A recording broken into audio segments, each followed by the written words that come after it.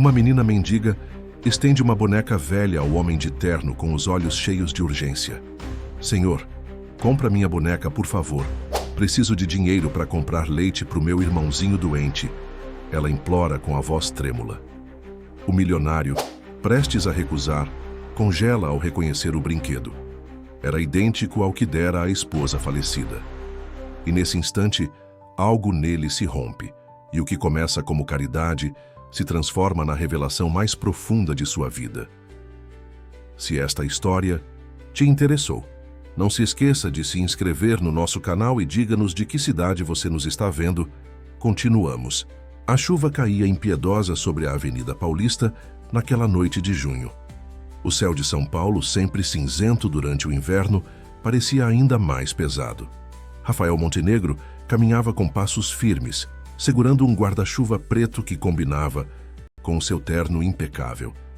Os faróis dos carros refletiam nas poças d'água, criando um jogo de luzes que ele mal notava. Seu pensamento estava longe, preso em uma reunião fracassada, e nas memórias que o atormentavam há 6 meses.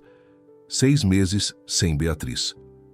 O empresário de 45 anos, dono da Montenegro Tecnologia, uma das maiores empresas de software do país, ainda não conseguia pronunciar a palavra que definia a ausência da esposa. Preferia dizer que ela havia partido. Soava menos definitivo, como se houvesse uma possibilidade, por menor que fosse, de um retorno. Rafael sabia que era ilusão, mas era uma das poucas que ainda se permitia. O jantar com os investidores chineses havia sido um desastre. Pela primeira vez em sua carreira, Rafael não conseguiu se concentrar em uma negociação. Perdera a oportunidade de expandir sua empresa para o mercado asiático. Seus sócios estariam furiosos, mas ele simplesmente não conseguia se importar. Não naquela noite. Não quando completavam exatamente 6 meses que Beatriz havia partido, após uma doença fulminante, foi quando ouviu. Uma voz pequena, trêmula como a chama de uma vela prestes a se apagar. Moço, compra minha boneca, por favor? Rafael parou. A poucos metros dele, embaixo da marquise de uma loja fechada, uma menina de aproximadamente 8 anos o encarava com olhos grandes e escuros. Vestia um casaco vermelho desbotado, grande demais para seu corpo franzino. Nas mãos, segurava uma boneca de pano surrada com cabelos de lã e um vestido feito de retalhos. "O que você está fazendo na rua a essa hora, menina?" perguntou Rafael, aproximando-se com cautela. "Preciso de dinheiro para o remédio do meu irmão. Ele está com febre. Muito alta e não para de tossir." A menina estendeu a boneca em sua direção. "A Clarinha é minha melhor amiga, mas o Lucas precisa mais dela agora." Rafael olhou para a boneca e algo estranho aconteceu. Um arrepio percorreu sua espinha. Aquele brinquedo, com seus olhos de botão e o sorriso costurado, era extremamente familiar. Lembrava-lhe a boneca que havia dado a Beatriz no início do namoro, uma réplica artesanal que encontrara em uma feira no interior de Minas Gerais. Beatriz sempre mantivera aquela boneca em sua mesa de trabalho no hospital, onde atuava como pediatra. "Como você se chama?" perguntou, agachando-se para ficar na altura da menina. "Joana", respondeu ela, encolhendo os ombros. "E meu irmão é o Lucas, ele tem 6 anos." "Onde vocês moram, Joana? Onde estão seus pais?" A menina abaixou o olhar. "Moramos ali", apontou para uma viela próxima, entre 2 prédios comerciais. "Nossa mãe", ela hesitou, "foi pro céu faz um tempo. Estamos sozinhos." Rafael sentiu um nó na garganta. Crianças sozinhas nas ruas de São Paulo. Era uma realidade que ele conhecia, mas preferia ignorar.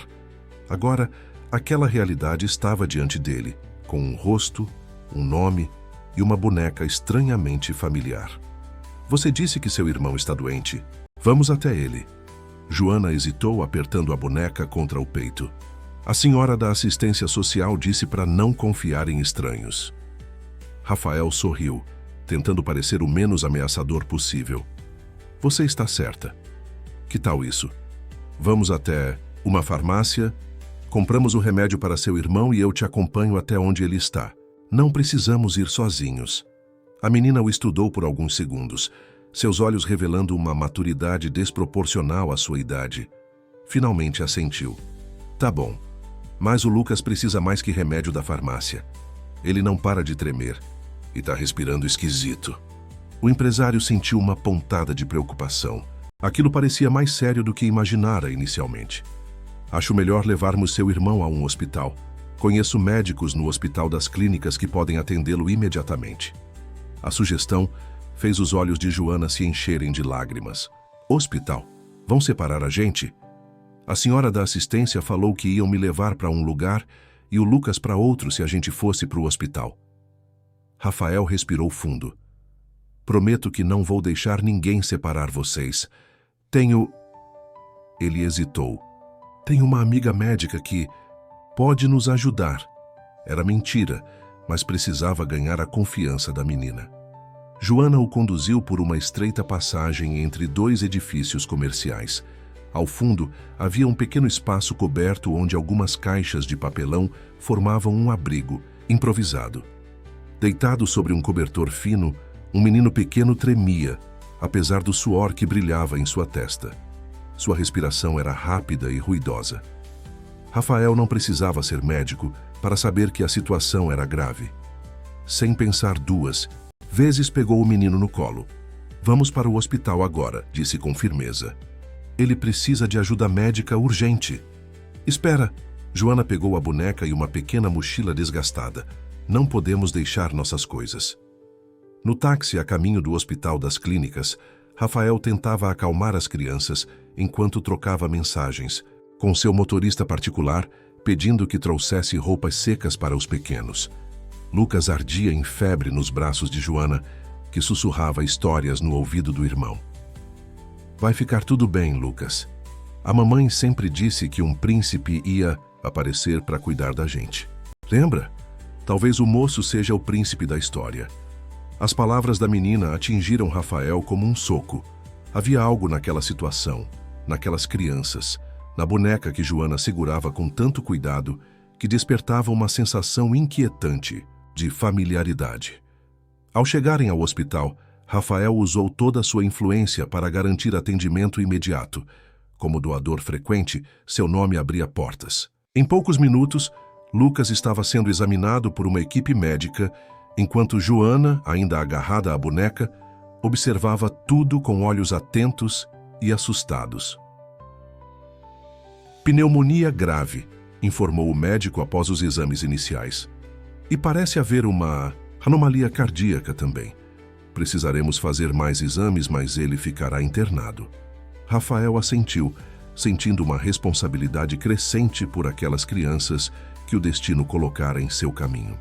Enquanto observava Joana, que agora conversava baixinho com sua boneca, uma enfermeira se aproximou. Senhor, a assistente social está a caminho para conversar sobre as crianças. A notícia o deixou tenso. Havia prometido a Joana que não permitiria que fossem separados. Mas qual era seu direito de interferir? O que o ligava àquelas crianças além de um encontro fortuito numa noite chuvosa? A resposta veio quando Joana, percebendo sua inquietação, estendeu a boneca em sua direção. Você quer segurar a Clarinha? Mamãe dizia que ela afasta os pensamentos tristes.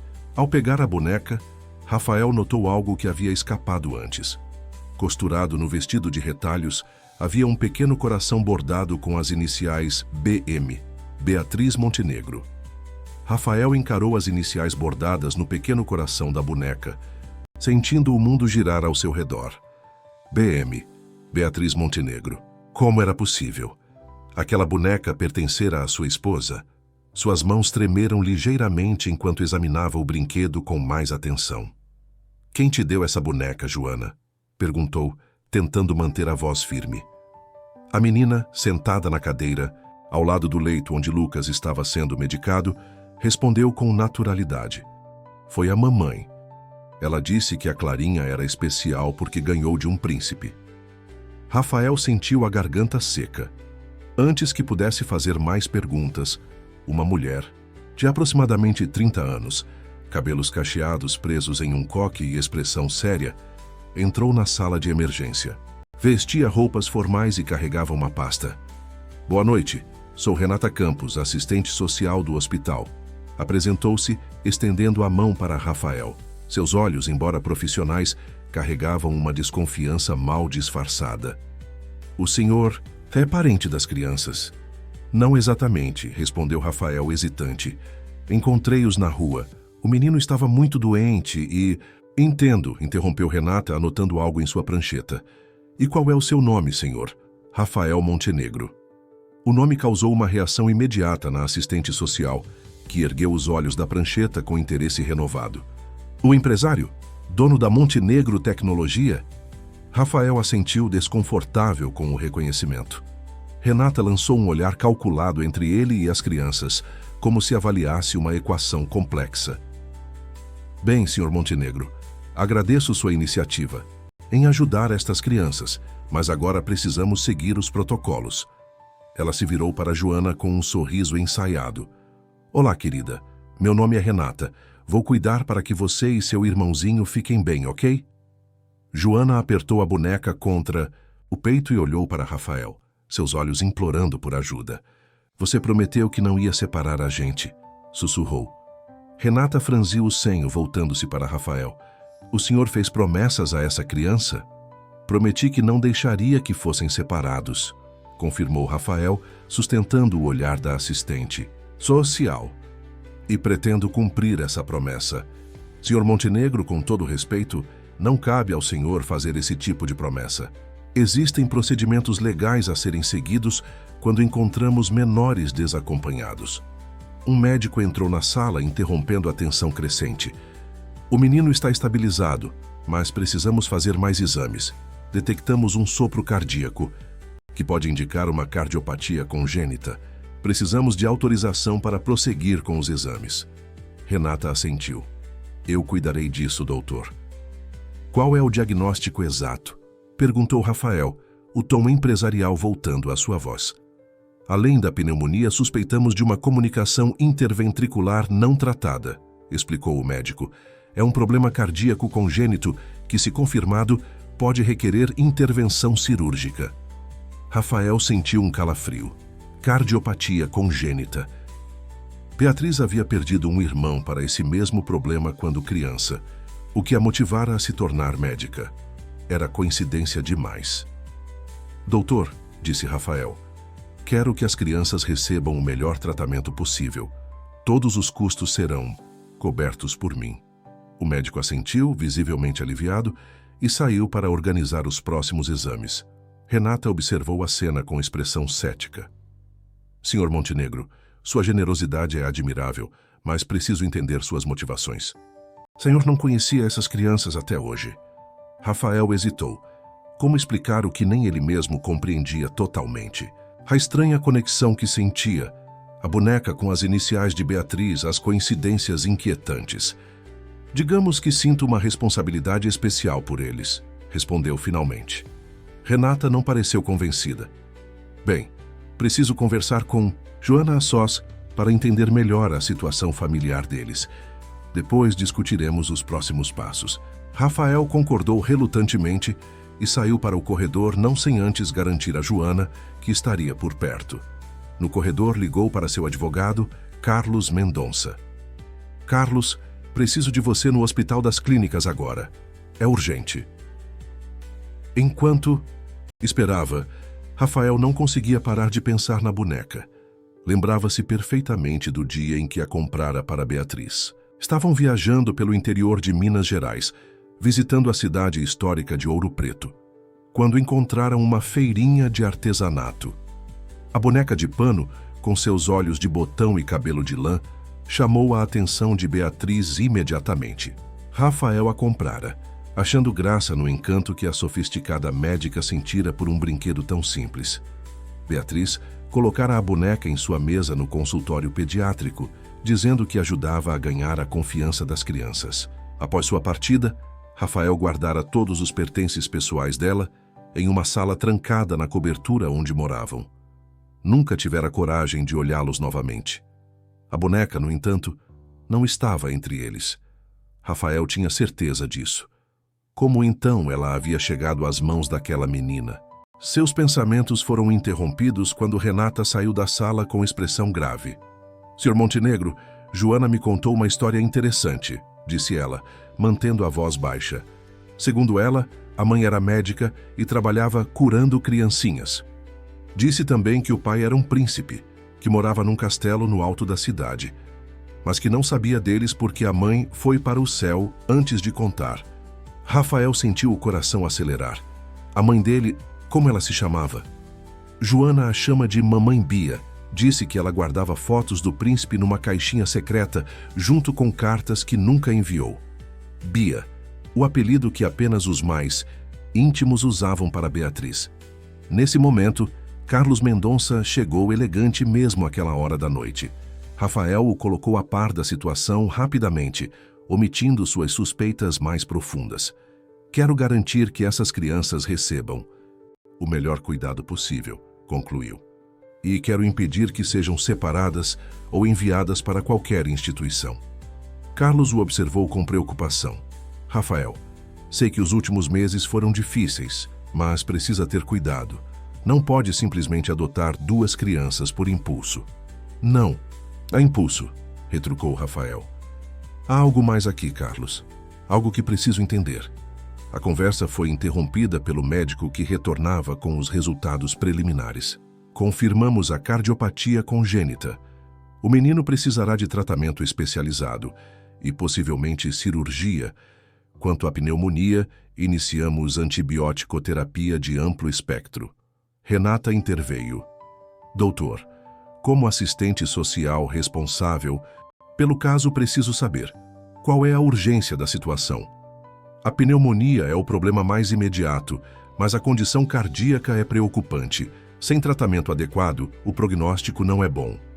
Rafael sentiu uma determinação crescer dentro dele. Quero fazer um teste de DNA, anunciou surpreendendo a todos. Quero verificar se há algum parentesco entre mim e essas crianças.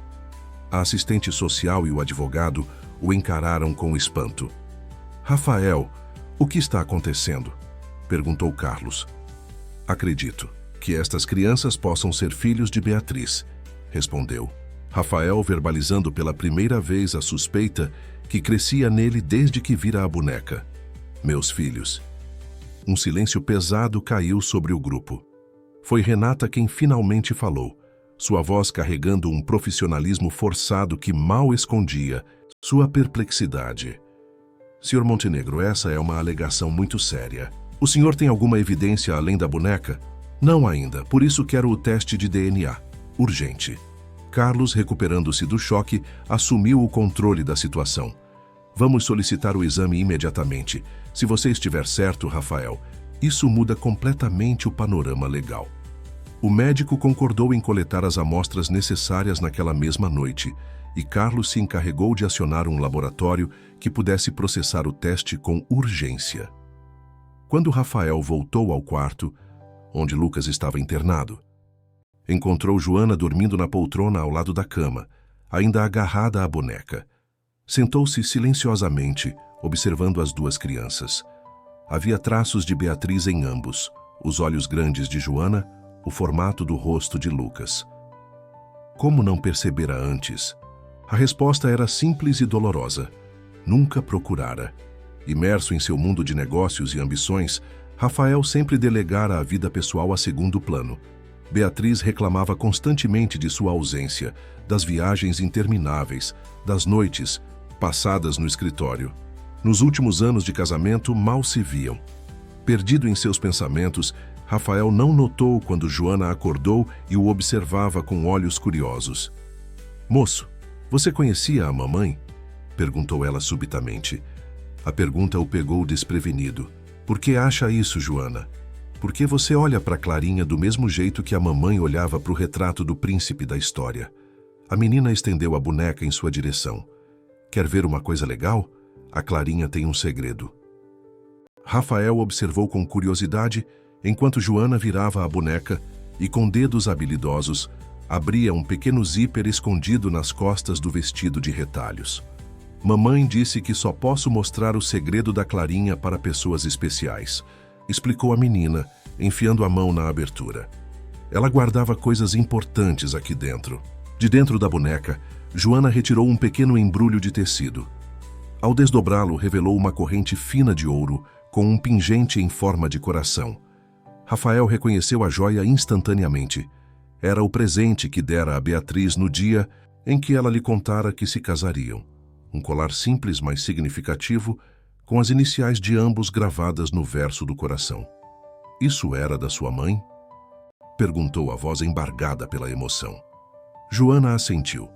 Ela disse que era mágico, que quando encontrássemos o príncipe da história, ele reconheceria o coração e nos levaria para o castelo.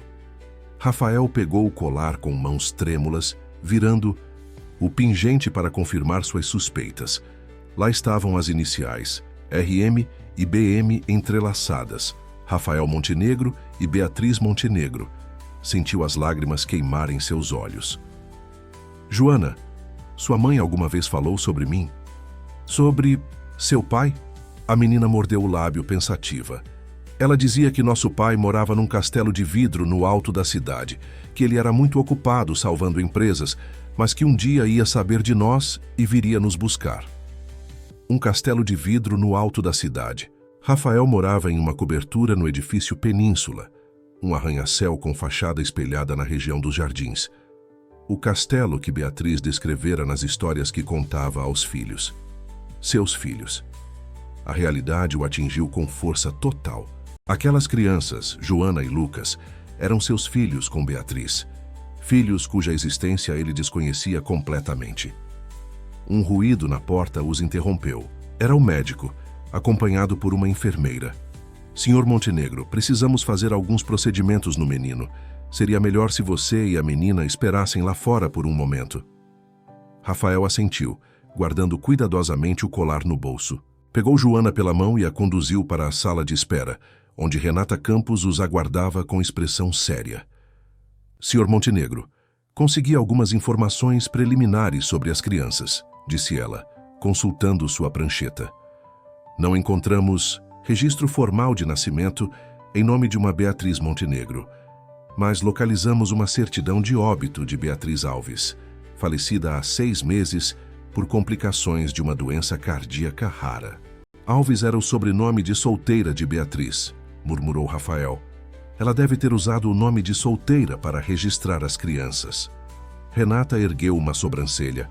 Então o senhor realmente acredita que são seus filhos? Antes que Rafael pudesse responder, Carlos apareceu segurando alguns documentos. Tenho novidades, anunciou, guiando Rafael para um canto mais privado. O laboratório concordou em processar o teste com urgência, mas tenho algo mais interessante. Ele estendeu uma pasta. Pedi à minha equipe que investigasse qualquer ligação entre Beatriz e essas crianças. Encontramos um registro de aluguel em nome dela em Paraisópolis, não muito longe daqui. Paraisópolis? Rafael estava perplexo. Uma das maiores favelas de São Paulo, a apenas alguns quilômetros de seu luxuoso apartamento. Por que ela estaria vivendo lá? Pelo que apuramos, ela deixou o trabalho no Hospital Albert Einstein há cerca de 3 anos, alegando problemas pessoais. Depois disso, passou a trabalhar em uma ONG que oferece atendimento médico gratuito a moradores de Paraisópolis. Rafael sentiu como se cada nova informação fosse uma peça de um quebra-cabeça doloroso. 3 anos atrás, ele e Beatriz haviam se separado temporariamente. Ele passara meses mergulhado no trabalho, expandindo a empresa para o exterior, enquanto ela estava grávida de gêmeos e nunca lhe contara. Quero ir até esse endereço, disse Rafael determinado. Agora. Não acho prudente, interviu Carlos. É madrugada, a área não é segura e você está abalado. Mandei uma equipe para preservar o local. Podemos ir pela manhã. Relutante, Rafael concordou. Voltou para o quarto de Lucas, onde Joana havia adormecido novamente na poltrona. Sentou-se ao lado dela, observando o sono inquieto do filho. Seu filho, ligado a monitores e tubos. Como Beatriz pudera esconder algo tão importante? Por que nunca lhe contara sobre as crianças, mesmo quando reataram o relacionamento após a separação? As perguntas se acumulavam em sua mente, sem respostas. A manhã chegou com o resultado preliminar do teste de DNA. Compatibilidade positiva. Rafael Montenegro era, sem sombra de dúvida, o pai biológico de Joana e Lucas. Quando Renata recebeu a notícia, sua postura profissional vacilou por um instante, revelando genuína surpresa. Isso muda tudo, admitiu. Legalmente, o senhor tem prioridade na guarda das crianças, sendo o pai biológico, mas ainda há procedimentos a serem seguidos. Quais procedimentos? Uma avaliação psicossocial, visita domiciliar, verificação de antecedentes, processos padrão para garantir o bem-estar das crianças. Rafael assentiu impaciente. Faça o que for necessário. Enquanto isso, vou visitar o apartamento onde eles viviam. Acompanhado por Carlos e por um investigador particular contratado, às pressas, Rafael chegou a Paraisópolis quando o sol já estava alto. O contraste entre seu terno italiano e os becos estreitos da comunidade não poderia ser maior. Alguns moradores o observavam com curiosidade, enquanto ele seguia as indicações do GPS até um pequeno prédio de 3 andares. O apartamento ficava no 2º andar. Era pequeno, mas surpreendentemente aconchegante. Havia flores de plástico na janela, cortinas coloridas e desenhos infantis nas paredes. Em um canto da sala, uma estante com livros médicos lembrava a Beatriz que Rafael conhecera. Sobre a mesa, porta-retratos com fotos das crianças em diferentes idades. Lucas bebê nos braços de Joana, os dois brincando em um parquinho, Joana com um uniforme escolar novo. Mas o que realmente capturou sua atenção foi uma caixa de madeira, entalhada sobre a pequena mesa de centro. Rafael a reconheceu imediatamente. Havia sido um presente seu para Beatriz no 1º ano de casamento. Com mãos trêmulas, abriu a caixa. Dentro, encontrou várias cartas endereçadas a ele. Nenhuma enviada. Havia também ultrassonografias antigas, mostrando os gêmeos ainda no útero, e uma caderneta de vacinação em nome de Joana Montenegro Alves e Lucas Montenegro Alves. Os filhos carregavam seu sobrenome, mesmo que ele não soubesse da existência deles. Uma das cartas estava endereçada simplesmente como "Para Rafael quando encontrar nossos filhos". Com o coração disparado, abriu o envelope. A caligrafia elegante de Beatriz preencheu seus olhos. "Rafael, se você está lendo esta carta, significa que finalmente conheceu Joana e Lucas. Talvez eu não esteja mais aí para explicar pessoalmente.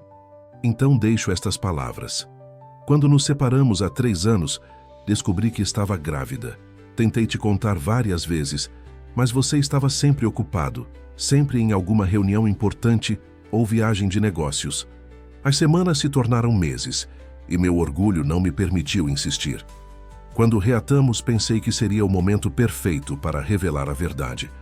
Mas então, percebi que você havia se tornado ainda mais distante, ainda mais obcecado pelo trabalho. Teme que nossas crianças crescessem sentindo-se secundárias, como eu me sentia. Decidi criar nossos filhos longe do seu mundo de ambições e compromissos. Não por maldade, mas por amor. Queria que eles tivessem uma infância simples, com uma mãe presente. Abandonei minha carreira no Einstein e passei a trabalhar na comunidade, ajudando pessoas que realmente precisavam de mim. Sei que foi egoísta não te dar escolha. Sei que talvez você tivesse sido um pai maravilhoso se tivesse a chance. Por isso conto a eles histórias sobre o príncipe que um dia viria buscá-los, para que não crescessem com raiva ou ressentimento, mas com esperança. Se estiver lendo isto, é porque algo aconteceu comigo. Minha condição cardíaca piorou nos últimos meses e os médicos não são otimistas. Peço apenas uma coisa: ame nossos filhos, não como uma obrigação, não como uma responsabilidade, mas como o presente precioso que são. Joana tem sua determinação e Lucas, sua sensibilidade que você tanto esconde. Eles são o melhor de nós dois. Com amor, mesmo depois do fim, Beatriz. Rafael deixou as lágrimas correrem livremente, sentindo o peso das escolhas passadas, das oportunidades perdidas. Quando finalmente conseguiu se recompor, viu que Carlos o observava com preocupação. "Vamos", disse Rafael, guardando a carta. "Preciso voltar para o hospital. Meus filhos estão me esperando." De volta ao Hospital das Clínicas, encontrou uma cena inesperada. Joana sentada na cama de Lucas, ensinando-o a jogar um jogo de cartas. O menino, embora ainda pálido e ligado a monitores, sorria enquanto tentava entender as regras. Ao ver, Rafael Joana acenou animadamente. Olha, Lucas, o moço da chuva voltou. Lucas, mais tímido, apenas observou Rafael com olhos curiosos, os mesmos olhos de Beatriz. Trouxe algo para vocês, disse Rafael, aproximando-se com um pacote nas mãos. Durante o trajeto de volta, havia parado em uma loja de brinquedos. Joana abriu o pacote com entusiasmo, revelando 2 ursinhos de pelúcia idênticos, um com gravata azul e outro com laço rosa. Olha, Lucas, ursinhos gêmeos, como a gente. O sorriso do menino foi como um raio de sol, após a tempestade da noite anterior. Foi a primeira vez que Rafael o viu sorrir, e a semelhança com Beatriz era ainda mais evidente. Joana, Lucas, disse Rafael, sentando-se na beira da cama. Tenho algo importante para contar a vocês. O silêncio que se seguiu às palavras de Rafael parecia frágil como cristal. Joana apertou o ursinho novo contra o peito, seus olhos grandes fixos nele, enquanto Lucas, ainda fraco, observava com curiosidade infantil. Lembram das histórias que sua mãe contava? Sobre o príncipe que morava no castelo de vidro? Começou, Rafael escolhendo cuidadosamente as palavras. Joana assentiu vigorosamente. Ela disse que um dia ele ia nos encontrar e levar para morar no castelo. Rafael respirou fundo. Bem, eu sou aquele príncipe das histórias da mamãe. A menina franziu o senho, confusa. Você é o príncipe? Mas você não tem coroa nem capa. Apesar da tensão do momento, Rafael não pôde evitar um sorriso. Os príncipes de verdade nem sempre usam coroas, Joana. Às vezes, eles usam ternos e gravatas. Lucas, que até então apenas observava, falou pela primeira vez na presença de Rafael. Sua voz era pequena, um pouco rouca pela doença. O senhor conhecia a mamãe? A pergunta simples atingiu Rafael com a força de um tsunami. Sim, Lucas. Eu conhecia a mamãe muito bem. Nós éramos casados. Os olhos de Joana se arregalaram. Então você é... Eu sou o pai de vocês, disse Rafael finalmente. O teste que fizemos ontem confirmou. Vocês são meus filhos. O quarto mergulhou em um silêncio profundo. Joana olhava fixamente para Rafael, como se procurasse nele traços familiares. Lucas, por sua vez, apertou seu ursinho novo e desviou o olhar subitamente tímido. Se você é nosso pai, por que nunca veio nos ver? A pergunta de Joana era direta, sem acusação, apenas uma curiosidade genuína. Porque eu não sabia que... Vocês existiam, respondeu Rafael honestamente. Sua mãe, ela nunca me contou. Encontrei uma carta dela ontem explicando tudo. A carta secreta, exclamou Joana. Mamãe escrevia cartas para o príncipe, mas nunca mandava. Ela guardava, todas numa caixa bonita. Rafael assentiu, lutando contra a emoção. Exatamente. E agora que finalmente nos encontramos, quero muito conhecer vocês. E, se vocês quiserem, podemos ser uma família. Foi Lucas quem reagiu primeiro, para a surpresa de todos. Com um movimento hesitante, estendeu a mão pequena e tocou a de Rafael, como se testasse se ele era real. O simples gesto derrubou as últimas defesas do empresário, que sentiu lágrimas quentes escorrerem por seu rosto. Joana, observando a cena, aproximou-se e, com a sabedoria que apenas crianças possuem, disse: Não chora, papai. A mamãe dizia que os príncipes também choram, mas só quando estão muito felizes. Papai.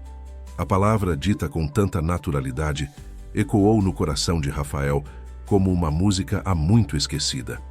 Nesse momento, a porta do quarto se abriu e o médico entrou, acompanhado por Renata Campos. Ambos pararam ao testemunhar a cena. Rafael sentado na cama de hospital, com uma criança de cada lado. Senhor Montenegro, começou o médico hesitante, temos os resultados dos exames cardíacos de Lucas. A seriedade em sua voz fez Rafael se recompor imediatamente. E então, doutor? A cardiopatia é mais complexa do que imaginávamos inicialmente. Há uma comunicação interventricular significativa combinada com uma estenose pulmonar. O quadro é agravado pela pneumonia, que está colocando uma pressão adicional no coração já comprometido. Qual é o tratamento? Perguntou Rafael, tentando manter a voz firme diante das crianças. O médico trocou um olhar com Renata antes de continuar.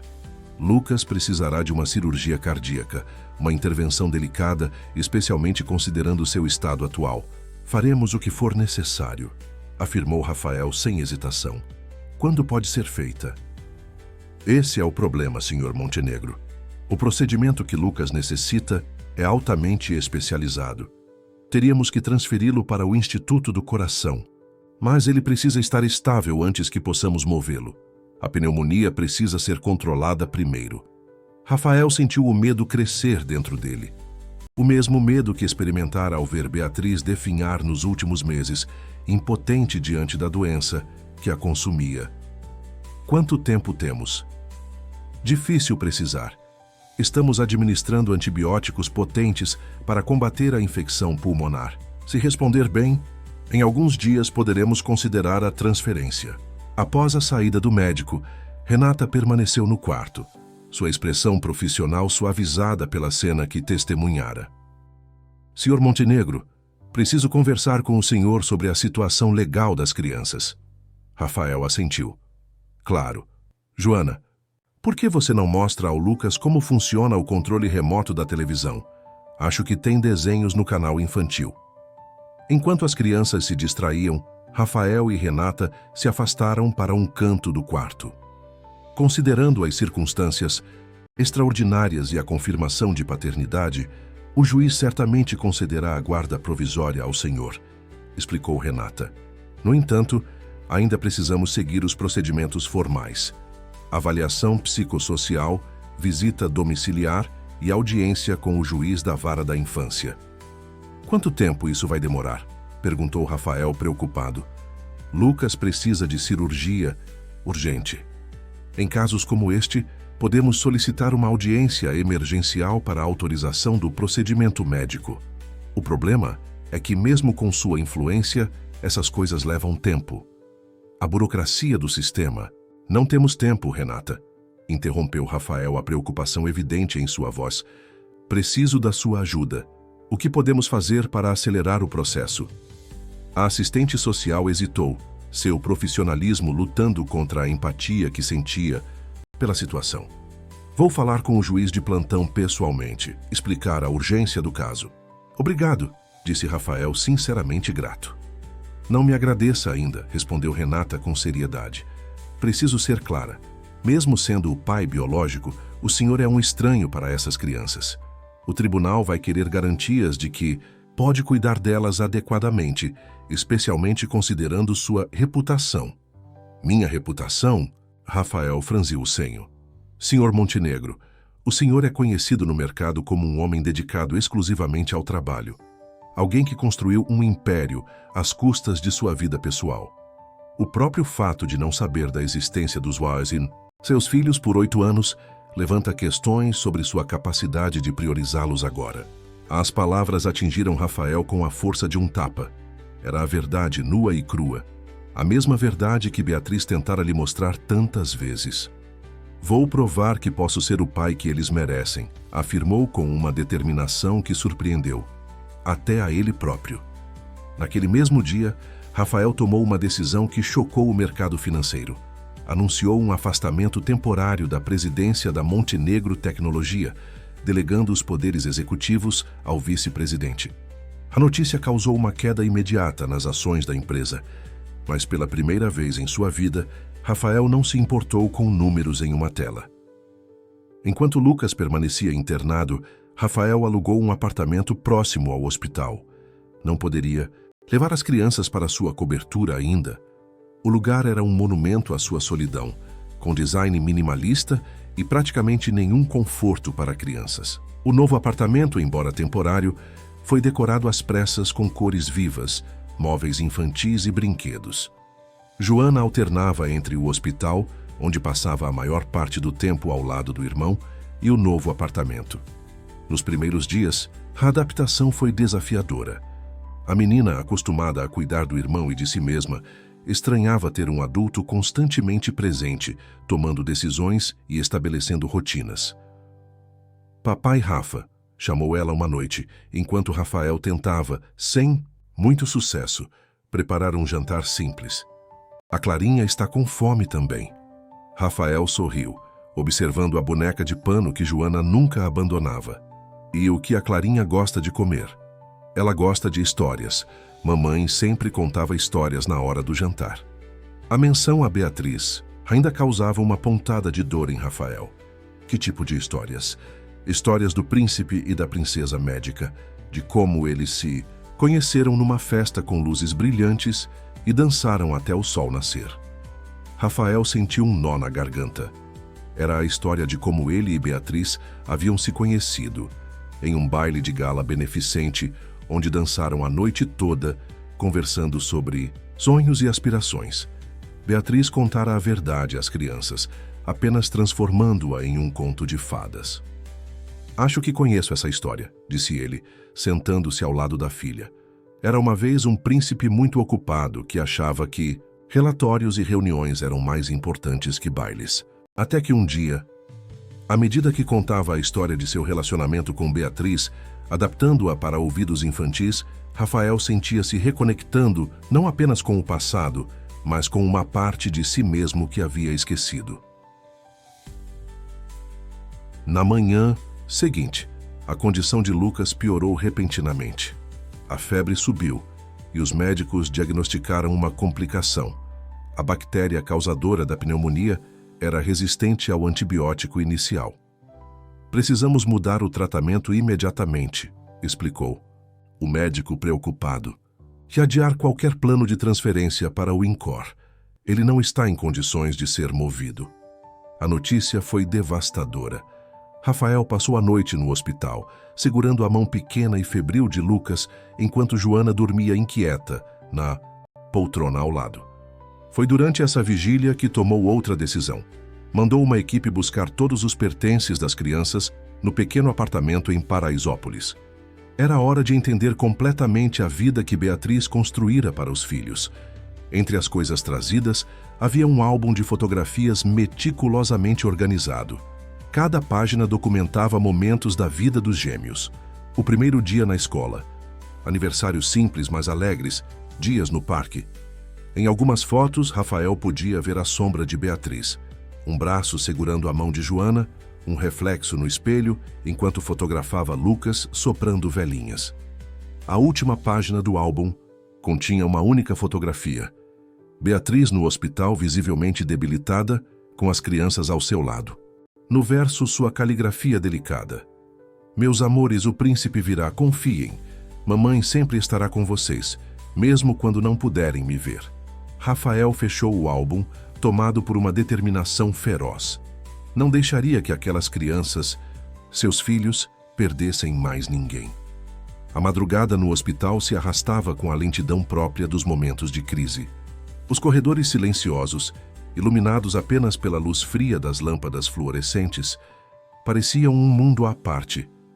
Rafael, sentado em uma cadeira desconfortável ao lado do leito de Lucas, observava o monitor cardíaco com atenção quase obsessiva. Cada bip regular era uma pequena vitória, um sinal de que seu filho ainda lutava. O novo antibiótico parecia estar funcionando, mas lentamente. A febre havia cedido um pouco, mas Lucas ainda respirava com dificuldade, mesmo com a ajuda do oxigênio suplementar. Joana finalmente adormecera no pequeno sofá do quarto, Clarinha firmemente abraçada contra o peito. Rafael esfregou os olhos cansados. Havia algo na boneca que continuava a intrigá-lo. Algo além das iniciais bordadas e do colar escondido em seu interior. Levantou-se silenciosamente e aproximou-se de Joana, observando o brinquedo que significava tanto para a menina. Com cuidado para não acordá-la, examinou a boneca mais de perto. Os olhos de botão, o vestido de retalhos cuidadosamente costurado, o sorriso bordado com linha vermelha. Parecia idêntica à que dera a Beatriz anos atrás, mas havia algo diferente. O tecido parecia mais novo em algumas partes, como se tivesse sido remendado. Subitamente, uma ideia surgiu em sua mente. Lembrou-se das palavras de Joana. A Clarinha tem um segredo.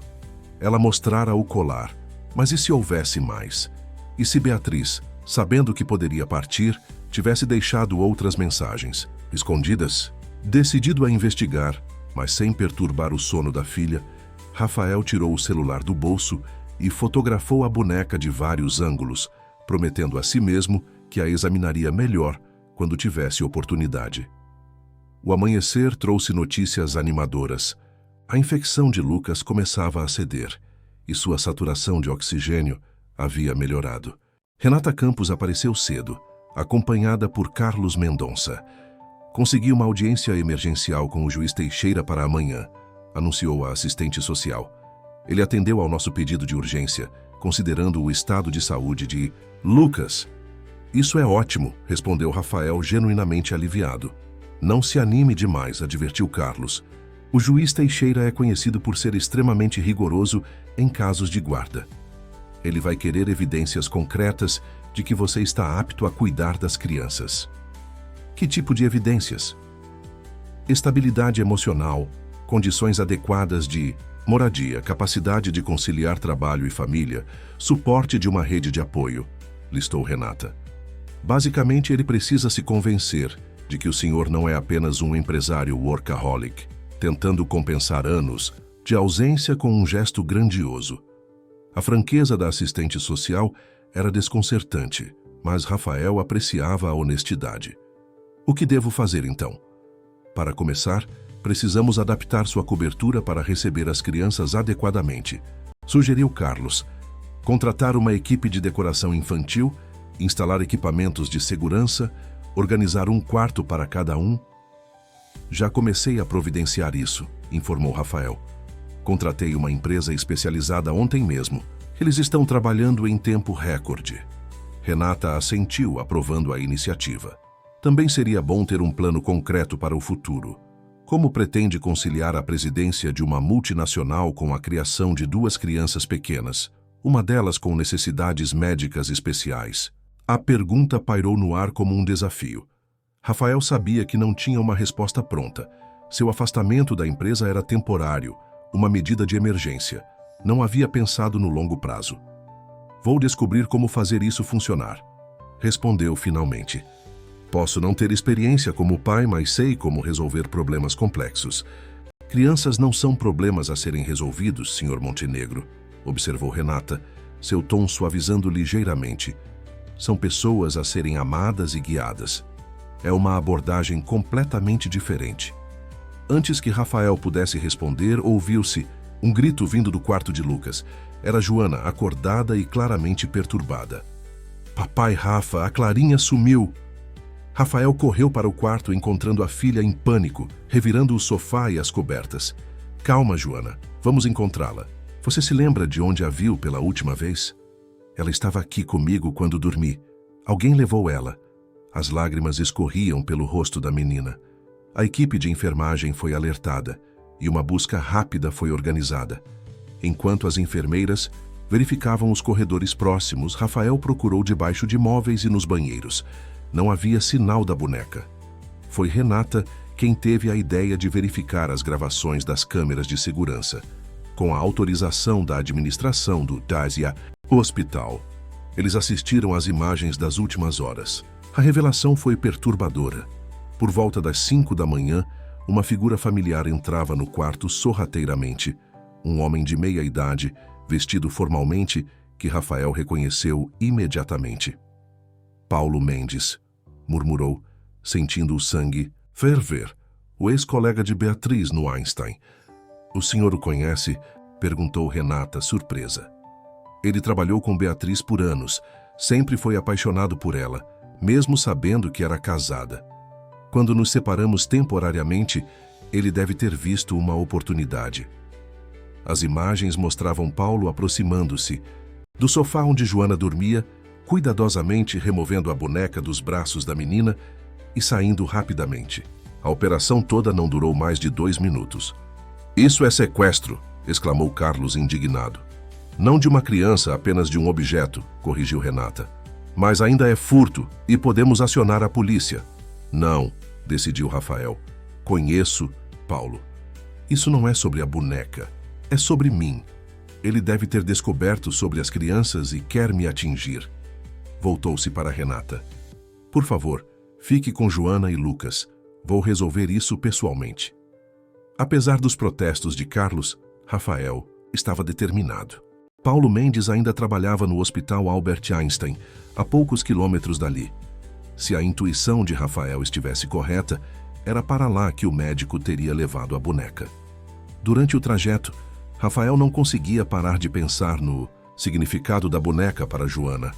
Não era apenas um brinquedo, mas um elo com a mãe, um símbolo de segurança em um mundo que havia se transformado drasticamente. E agora ele suspeitava, a boneca poderia conter mais segredos que Paulo não queria que fossem revelados. Ao chegar ao Einstein, Rafael usou sua influência como importante doador para conseguir acesso imediato ao setor onde Paulo trabalhava. Encontrou-o em seu consultório, aparentemente surpreso com a visita inesperada. Rafael Montenegro, disse Paulo com um sorriso tenso. A que devo a honra? Você sabe exatamente por que estou aqui, Paulo. Onde está a boneca? O médico estreitou os olhos, abandonando a pretensão de cordialidade. Não sei do que está falando. As câmeras de segurança do hospital registraram você roubando a boneca da minha filha esta madrugada. Posso chamar a polícia agora mesmo, ou podemos resolver isso como homens civilizados. Um silêncio tenso se estabeleceu entre eles. Finalmente, Paulo suspirou e abriu uma gaveta, de onde retirou a boneca de pano. Sua filha? Perguntou com amargura. Você abandonou Beatriz quando ela mais precisava. Abandonou essas crianças antes mesmo de nascerem. Que direito tem de aparecer agora e se declarar pai? Rafael sentiu a fúria crescer dentro dele, mas se conteve. Não sabia da existência deles até poucos dias atrás. Beatriz nunca me contou. Porque ela sabia que tipo de homem você é. Um workaholic egocêntrico que nunca colocaria uma família acima dos negócios. Paulo afastou-se da mesa, segurando a boneca com força. Eu estava lá, Rafael. Eu a apoiei durante toda a gravidez. Eu a ajudei a se mudar para Paraisópolis quando ela decidiu recomeçar. Eu visitava as crianças, levava presentes, era mais pai do que você jamais seria. A revelação atingiu Rafael como um soco. Paulo não era apenas um colega ressentido. Era alguém que havia participado ativamente da vida de seus filhos. Se você se importa tanto com eles, por que roubar a boneca de Joana? Sabe o quanto ela está sofrendo? Paulo hesitou, seu olhar caindo sobre o brinquedo em suas mãos. Beatriz deixou algo dentro dela. Algo que ela me pediu para entregar a você apenas se você provasse ser digno. Quando soube que havia encontrado as crianças, entrei em pânico. Não queria que tivesse acesso a isso ainda. O que é? Exigiu Rafael. Uma carta final. Mais do que isso, um testamento. Paulo abriu o pequeno zíper nas costas da boneca e retirou um envelope dobrado, escondido em um compartimento que Rafael não havia notado antes. Beatriz sabia que estava doente. Sabia que seu tempo era limitado. Nesta carta, ela expressa seu desejo de que você assuma a guarda das crianças caso demonstrasse verdadeiro comprometimento com elas. Rafael estendeu a mão, sentindo o coração disparar. Por favor, Paulo, isso pertence a mim e aos meus filhos. Após um momento de hesitação, o médico entregou o envelope e a boneca. Você não merece a segunda chance que Beatriz lhe deu, mas por respeito a ela não vou interferir. No entanto, estarei vigilante. Se você magoar essas crianças, se voltar a ser o homem que era... Não voltarei, prometeu Rafael, com uma certeza que surpreendeu a ambos. Obrigado por cuidar deles quando eu não pude. Mas agora é minha vez. Ao retornar ao hospital, Rafael encontrou uma cena que jamais esqueceria. Joana sentada na beira da cama de Lucas, contando uma história inventada para consolar o irmão, enquanto Renata observava com evidente admiração a resiliência da menina. Olha quem voltou, anunciou Rafael erguendo a boneca. O grito de alegria de Joana ecoou pelo quarto. Ela correu para os braços do pai, agarrando Clarinha com força. Você achou ela. Eu sabia que ia achar. Clarinha estava apenas fazendo um pequeno passeio, explicou Rafael, sentando-se com a filha no colo. E trouxe uma surpresa da mamãe para nós. Sob o olhar curioso das crianças e de Renata, Rafael abriu cuidadosamente o envelope encontrado. Dentro da boneca, a carta de Beatriz, escrita em papel perfumado, começava com palavras que fizeram seus olhos marejarem. Meu querido Rafael e meus amados filhos, se estão lendo isto juntos, significa que o destino finalmente uniu nossa família, mesmo que eu não possa mais estar fisicamente presente. Escrevo esta carta como meu último desejo e testamento. A carta continuava, detalhando não apenas o desejo de Beatriz de que Rafael assumisse a guarda dos filhos, mas também fornecendo informações valiosas sobre a saúde de Lucas, incluindo o nome de um especialista em Barcelona que havia desenvolvido uma técnica inovadora para tratar exatamente o tipo de cardiopatia que o menino apresentava. Dr. Antônio Vega foi meu mentor durante minha especialização, escrevera Beatriz. Ele conhece o caso de Lucas desde o diagnóstico inicial e concordou em operá-lo quando fosse necessário. Os contatos dele estão no verso desta carta. A última página continha uma declaração formal, assinada e reconhecida em cartório, expressando a vontade de Beatriz de que, na sua ausência, a guarda dos filhos fosse concedida ao pai biológico, Rafael Montenegro. Isso muda tudo, murmurou Renata após ler o documento. Com esta declaração e o teste de DNA à audiência, de amanhã será praticamente uma formalidade. Rafael assentiu, mas sua atenção estava nas últimas linhas da carta, um recado pessoal que Beatriz deixara apenas para ele. Rafael, sei que você se culpará, que questionará todas as suas escolhas passadas. Não o faça. Escolhi meu caminho, conscientemente, assim como escolhi amar você, mesmo com todas as suas falhas. Agora peço que escolha amar nossos filhos, não por obrigação ou culpa, mas porque eles são a melhor parte de nós dois. E talvez, através deles, você possa finalmente encontrar o equilíbrio que sempre busquei lhe mostrar. Com amor eterno, Bia. Naquela noite, enquanto as crianças dormiam, Lucas em sua cama hospitalar, respirando mais facilmente, e Joana, no sofá com Clarinha novamente em seus braços, Rafael tomou uma decisão que mudaria o curso de sua vida para sempre. A sala de audiências da Vara da Infância e Juventude estava silenciosa quando Rafael entrou, acompanhado por Carlos Mendonça. O ambiente austero, com suas paredes beges e móveis de madeira escura, contrastava com a gravidade do momento. No centro, uma mesa imponente onde o juiz Antônio Teixeira, conhecido por sua rigidez, analisava atentamente os documentos do caso. Renata Campos já estava presente, sentada do outro lado da sala. Ao lado dela, para surpresa de Rafael, estava Paulo Mendes. O médico havia solicitado participação na audiência como testemunha do caso. Todos de pé, anunciou o oficial de justiça quando o juiz finalmente ergueu os olhos dos documentos. O juiz Teixeira era um homem de 60 anos, cabelos grisalhos e olhar penetrante por trás de óculos de aro fino. Sua reputação o precedia. Justo, mas implacável quando o bem-estar de crianças estava em jogo. Estamos aqui para deliberar sobre a guarda provisória de Joana Montenegro Alves e Lucas Montenegro Alves. Começou ele, sua voz grave ecoando, na sala. Senhor Montenegro, o senhor está solicitando a guarda como pai biológico, correto? Sim, meritíssimo, respondeu Rafael, mantendo a postura firme apesar do nervosismo. Doutora Campos, como representante do Conselho Tutelar, qual é sua avaliação preliminar?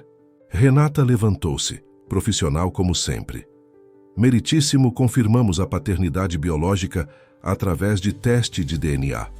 Além disso, encontramos documentação deixada pela mãe, Beatriz Alves, expressando seu desejo de que, na sua ausência, a guarda das crianças fosse concedida ao pai. O juiz assentiu, folheando os documentos. E quanto às condições oferecidas pelo Sr. Montenegro? Ele tem histórico de abandono parental. Com todo respeito, meritíssimo, interveio Carlos. Não houve abandono, pois meu cliente desconhecia a existência das crianças até recentemente. Desde que soube, tem se dedicado integralmente a elas. Isso é verdade, doutora Campo? Questionou o juiz. Sim, meritíssimo. O Sr. Montenegro afastou-se temporariamente de suas funções empresariais para dedicar-se às crianças. Adaptou sua residência para recebê-las adequadamente e tem acompanhado o tratamento médico de Lucas com extrema dedicação. O juiz pareceu considerar a informação. Dr. Mendes, o senhor solicitou participação nesta audiência.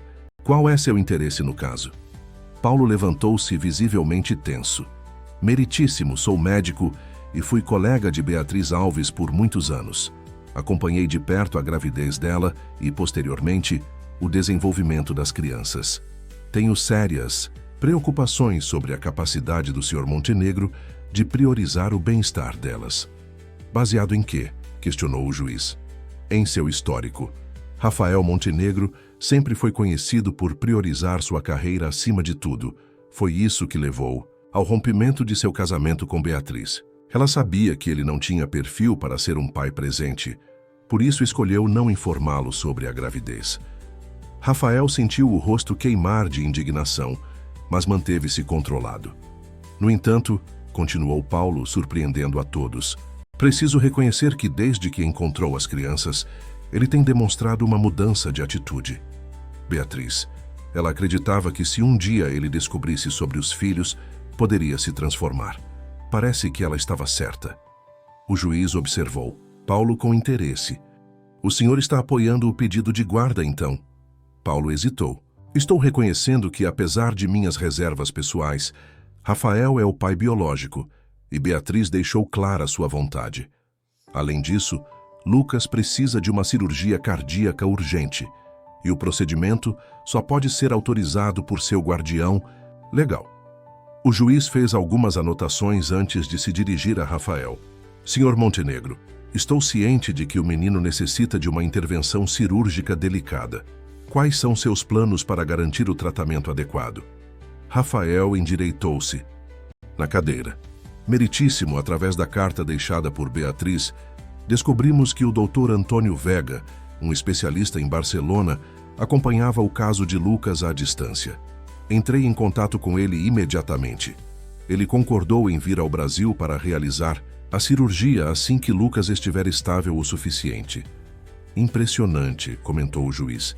E quanto à sua vida profissional? Como pretende conciliar as exigências de uma multinacional com a criação de 2 crianças, uma delas com necessidades especiais? Era a pergunta que Rafael vinha se fazendo desde que descobrira ser pai. A pergunta que o mantivera acordado nas últimas noites, planejando e repensando suas prioridades.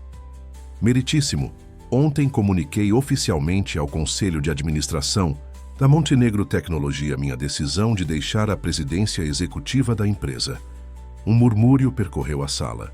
Carlos Mendonça parecia especialmente chocado. Rafael não compartilhara essa decisão com ninguém antes. Continuarei como presidente do conselho, um papel que me permitirá manter a visão estratégica da empresa sem as demandas diárias de um CEO. Reorganizei minha agenda para trabalhar principalmente de casa, com reuniões presenciais apenas 2 vezes por semana.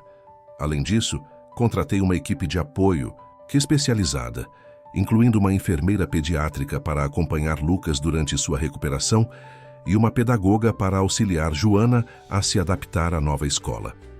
O juiz pareceu genuinamente impressionado. Senhor Montenegro, devo admitir que suas ações demonstram um comprometimento que raramente vejo nesta corte. No entanto, preciso perguntar, o que mudou? O que o fez reorganizar completamente sua vida em questão de dias? Rafael respirou fundo antes de responder. Quando encontrei meus filhos naquela noite chuvosa, descobri algo que nunca imaginei possível, que existe um propósito maior que planilhas, lucros e expansão global. Beatriz tentou me mostrar isso por anos, mas eu estava cego pela ambição. Quando a perdi, Ele fez uma pausa, escolhendo cuidadosamente as palavras. Quando ela partiu, mergulhei ainda mais no trabalho. Mas Joana e Lucas me trouxeram de volta. Eles são minha segunda chance, não apenas de ser pai, mas de ser a pessoa que Beatriz sempre acreditou que eu poderia ser. O silêncio que se seguiu foi quebrado apenas pelo som da porta se abrindo. Uma enfermeira entrou, conduzindo Joana pela mão. A menina, vestida com um vestido azul simples e segurando firmemente Clarinha, olhava ao redor com curiosidade. Meritíssimo, explicou Renata.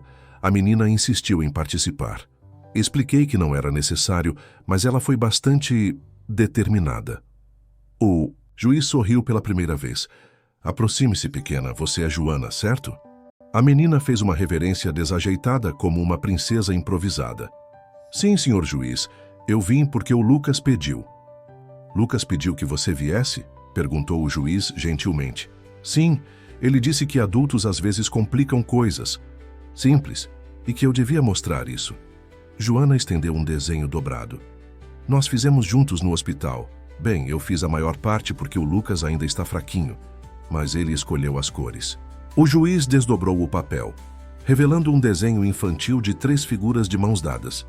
Um homem de terno, uma menina de vestido vermelho segurando uma boneca e um menino pequeno com o que parecia ser um super-herói no peito.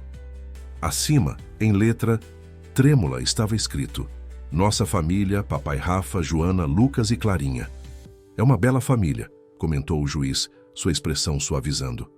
A mamãe está cuidando da gente lá do céu, explicou Joana, apontando para uma nuvem desenhada no canto superior. E o papai Rafa está cuidando da gente aqui. É assim que famílias funcionam, o Lucas disse. Rafael sentiu os olhos marejarem, incapaz de conter a emoção diante da simplicidade e sabedoria nas palavras da filha. O juiz observou a cena por um momento, então fez um gesto para que Renata conduzisse Joana para fora da sala. Quando a porta se fechou, ele reajustou os óculos e olhou diretamente para Rafael. Senhor Montenegro, em meus 30 anos de magistratura, aprendi a reconhecer quando alguém está sendo sincero e quando está apenas dizendo o que acredita que quero ouvir. Sua transformação parece genuína e suas ações apoiam suas palavras. Ele fez uma pausa, consultando os documentos uma última vez. É decisão deste tribunal conceder a guarda provisória de Joana e Lucas Montenegro Alves ao pai biológico, Rafael Montenegro, por um período de 6 meses, após o qual realizaremos uma reavaliação. O alívio que Rafael sentiu foi indescritível. Ele mal registrou os procedimentos finais da audiência, ansioso para compartilhar a notícia com as crianças. Na saída do fórum, Paulo Mendes o abordou. Montenegro. Rafael virou-se preparado para mais hostilidade, mas o que viu no rosto do médico foi resignação e talvez um pouco de respeito relutante. Beatriz sempre disse que havia bondade em você, sob todas aquelas camadas de ambição. Nunca acreditei nela até agora. Paulo estendeu a mão. Por ela estou disposto a dar uma trégua. Aquelas crianças precisam de toda a rede de apoio possível. Rafael aceitou o aperto de mão, reconhecendo a importância daquele momento. Obrigado por estar lá para eles quando eu não pude. Você sempre será bem-vindo em nossas vidas. 2 semanas depois, a cobertura de Rafael estava irreconhecível. O antigo espaço minimalista e monocromático havia sido transformado em um lar vibrante. O quarto de Joana, decorado em tons de lilás e amarelo, tinha prateleiras cheias de livros e uma casa de bonecas, que era quase do tamanho da própria menina. O quarto de Lucas, em azul e verde, tinha um tema de astronomia, com estrelas fluorescentes no teto e um telescópio junto à janela, um interesse que Rafael descobrira que o filho tinha, através das histórias que Joana contava. A recuperação de Lucas após a cirurgia foi mais rápida do que os médicos previam. Dr. Vega, o especialista espanhol, comentou que nunca vira uma criança com tanta determinação.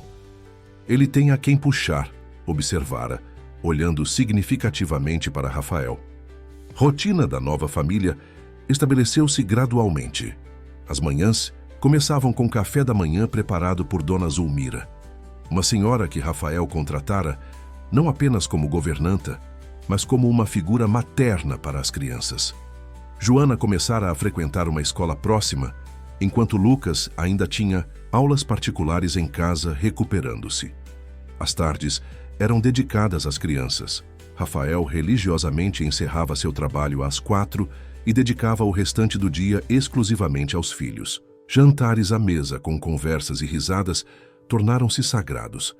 À noite, Rafael contava histórias, não mais contos de fadas inventados, mas histórias reais sobre Beatriz, garantindo que a memória dela permanecesse viva. Em uma dessas noites, enquanto tocava Joana na cama, a menina fez uma pergunta que o pegou desprevenido. Papai, a mamãe fica feliz de nos ver juntos? Rafael pensou por um momento, lembrando-se de todas as vezes em que Beatriz tentara mostrar-lhe o que realmente importava na vida. Tenho certeza que sim, princesa. Acho que era isso que ela sempre quis. Então por que você parece triste às vezes, quando olha para as nossas fotos antigas? A perspicácia da filha jamais deixava de surpreendê-lo. Não é tristeza, Joana, é arrependimento, por não ter estado lá desde o começo, por ter perdido tantos momentos importantes. Joana ajeitou Clarinha ao seu lado na cama. A mamãe dizia que não devemos ficar tristes pelo que já passou, mas felizes pelo que ainda vai acontecer.